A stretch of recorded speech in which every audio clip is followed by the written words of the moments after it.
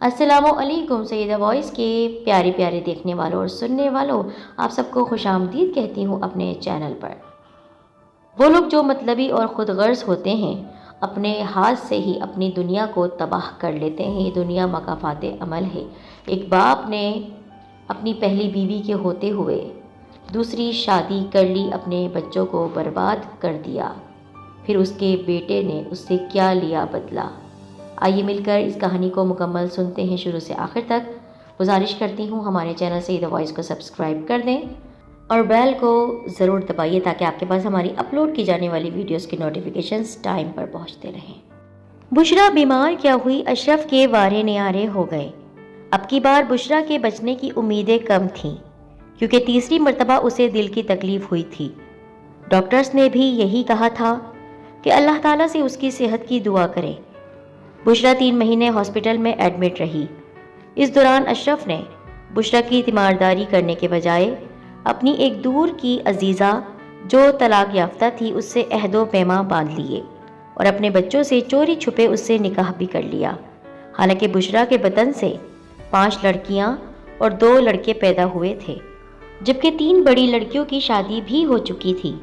लड़के यके बाद दीगरे FA और मैट्रिक के स्टूडेंट थे। अल्लाह ताला ने बुशरा को दोबारा ज़िंदगी से नवाज दिया। बच्चों की दुआएं रंग ले आईं। वैसे भी ये बात मशहूर है, जिसे अल्लाह रखे उसे कौन चखे। बुशरा तंदुरुस्त होकर घर वापस आ गई। अशरफ की तो उम्मीदों पर पानी फिर गया।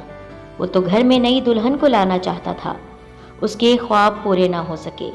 सारे मंसूबे धरे के धरे रह गए। अशरफ वैसे भी हुस्न परस्त था, औरतों का रसिया था। यही वजह थी कि उसे जहाँ भी लिफ्ट मिलती फ़ौरन वहाँ ढेर हो जाता। बुशरा के घर आने से घरेलू हालात में तल्खी आ गई। दोनों मियाँ बीवी में झगड़ा रहने लगा। अशरफ कोई ना कोई बहाना बनाकर, बात का पतंगड़ बनाकर बुशरा से झगड़ा ज़रूर करता। बच्चे उन दोनों की रोज़ रोज़ की लड़ाई से तंग आ चुके थे। एक रोज़ शादीशुदा लड़कियाँ बमा अपने शौहरों के वालिदैन को मिलने आईं। रात जब अशरफ ड्यूटी से वापस आया तो लड़कियों और दामादों ने उसे घेर लिया और रोज़ रोज़ की मारकुटाई की वजह दरियाफ्त की। तो अशरफ ने कहा, मैं मकान को 2 हिस्सों में तकसीम करना चाहता हूँ। एक हिस्से में बुशरा अपने बच्चों के साथ रहेगी, जबकि दूसरे हिस्से में सलमा, जो मेरी नई बीवी है, अपनी एक बच्ची के साथ जो उसके पिछले खावंद से है रहेगी। बुशरा के बचने की कोई उम्मीद नहीं थी। इसी वजह से मैंने अपने बच्चों के लिए, सिर्फ अपने बच्चों के लिए दूसरी माँ का बंदोबस्त किया। दूसरा, मैंने एक बेसहारा को सहारा भी दिया। लिहाजा मैं सलमा को इस घर में इज्जत से लाना चाहता हूँ, तो बुशरा रुकावट डालती है। सलमा अब मेरी बीवी है, मेरी इज्जत है। अशरफ की राम कहानी सुनकर सारे बच्चे दम बखुद रह गए। कर भी क्या सकते थे? वालिद को कह भी कुछ नहीं सकते थे। अब तो पानी भी सर से गुजर चुका था। निकाह तो हो चुका था। अब तो सलमा को घर में लाने के लिए अशरफ हंगामा कर रहा था। बड़े लड़के ने बाप को बहुत समझाया, मगर उसने नहीं मानी। न उस पर किसी बेटी का रोना काम आया, न किसी दामाद की कोई धमकी। अलबत्ता छोटे बेटे ने परेशान होकर, दिल बर्दाश्ता होकर और बाप की माँ के साथ बेवफाई देखकर गोलियां खाकर अपनी ज़िंदगी का खात्मा कर लिया। बुशरा ने जब जवान बेटे की मौत देखी तो वो कोमे में चली गई। 1-1.5 साल बिस्तर मर्ग पर रहने के बाद एक रोज़ वो भी अपने छोटे बेटे से जा मिली। घर उजड़ गया, चैन बर्बाद हो गया, सुकून गारत होता चला गया, मगर मर्ज़ात अशरफ अपनी ज़िद पर कायम रहा। यके बाद दीगरे 2 सदमात भी उसके रवैये में रत्ती भर भी कोई फ़र्क न ला सके। बुशरा के 40वें के बाद घर 2 हिस्सों में तकसीम हो गया और अपनी मंशा के मुताबिक सलमा के साथ एक हिस्से में वो रहने लगा। अशरफ का बड़ा बेटा, जो माँ के छिन जाने के बाद अब तालीम छोड़ चुका था, पिकअप का ड्राइवर बनकर अपनी छोटी बहनों की किफ़ालत करने लगा। एक रोज़ अशरफ ने जावेद को अपने यहाँ बुलवाया और हुक्म सादिर किया, अगर तुम इस घर में रहना चाहते हो तो सलमा की छोटी बहन से शादी करना होगी। इनकार की सूरत में घर से बेदखल और जायदाद से भी आग होना पड़ेगा। फैसला तुम्हारे हाथ में है। अच्छी तरह सोच समझकर और अपनी बड़ी बहनों से भी मशवरा करके मुझे हाँ या ना में जवाब देना, تاکہ میں تمہارے آنے والے کل کا فیصلہ کر سکوں، اور یاد رکھنا کہ جواب ہاں میں ہی ہونا چاہیے۔ جاوید ٹال مٹول کر کے حالات کا مقابلہ کرتا رہا، مگر کب تک؟ اشرف کے حکم سے راہ فرار اختیار کرنا ناممکن تھا۔ اشرف کا فیصلہ تو پتھر پر لکیر تھا۔ جاوید کی حالت بہت غیر تھی، نہ تو وہ اپنا غم کسی سے شیئر کر سکتا تھا، نہ ہی اپنے باپ کے اس فیصلے کو کسی عدالت میں چیلنج کر سکتا تھا۔ جاوید کسی بھی صورت میں سلمیٰ کی بہن سے شادی نہیں کرنا چاہتا تھا۔ اس کے نزدیک سلمیٰ ہی اس کے بھائی اور ماں کی قاتل تھی۔ اسی کی منحوسیت کی وجہ سے ان کا گھر برباد ہوا تھا۔ جاوید کے پاس اس بات کا کوئی حل نہیں تھا، مگر اشرف تو ہر صورت اپنے حکم کی تعمیل چاہتا تھا۔ ایک روز اشرف نے جاوید سے پک اپ کی چابی بھی چھین لی اور گھر میں بھی داخل ہونے سے روکا۔ سلمیٰ کی مداخلت سے شادی والا معاملہ چند ماہ کے لیے ٹل گیا۔ پھر ایک روز باسی کڑی میں ابال آ گیا۔ جاوید نے حالات کی نزاکت کے پیش نظر ہتھیار ڈال دیے۔ باپ کے حکم کی تعمیل کرتے ہوئے بہنوں کے اچھے کل کی خاطر کڑوا گھونٹ پی لیا اور سلمیٰ کی بہن کو دلہن بنا کر گھر لے آیا اور زندگی کی گاڑی کو دھکیلنے لگا۔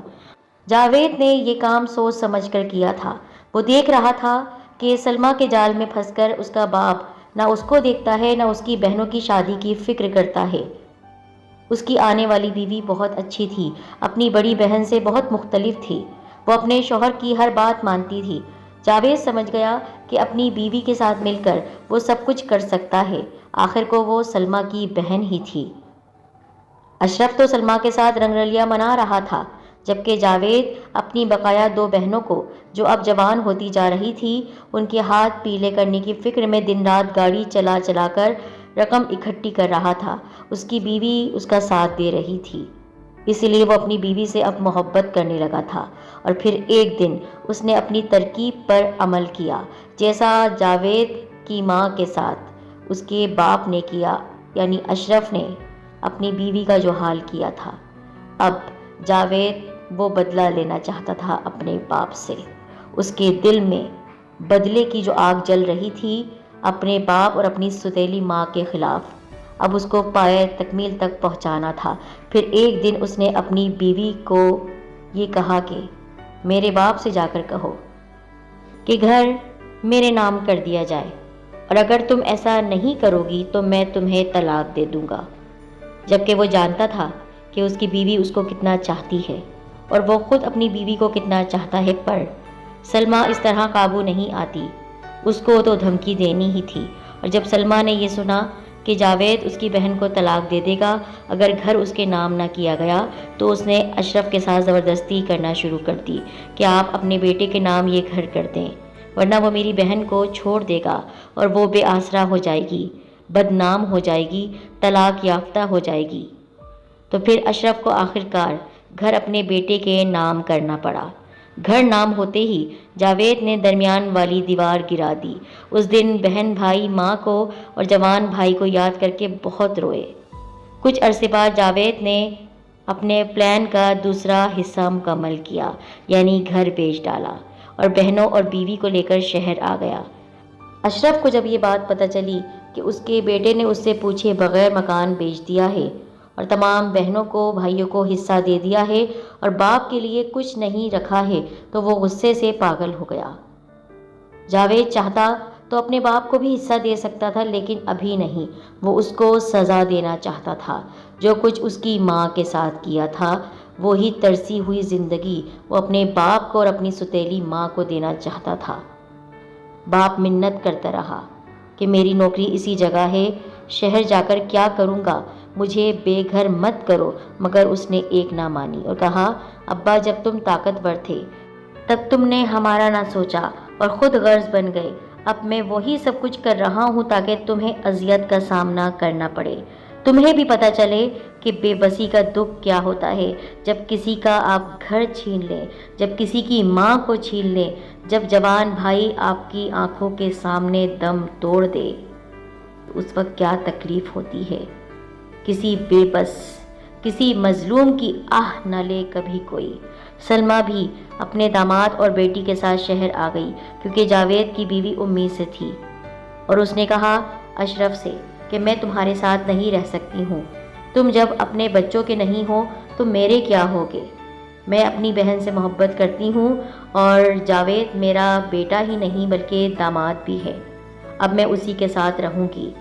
جاوید نے اپنی ستیلی ماں کو معاف کر دیا اور اس سے کہا کہ اب تم یہاں پر اسی صورت میں رہ سکتی ہو کہ تم میری بیوی کی خدمت کرو گی اور میری دونوں بہنوں کی نوکرانی بن کر رہو گی۔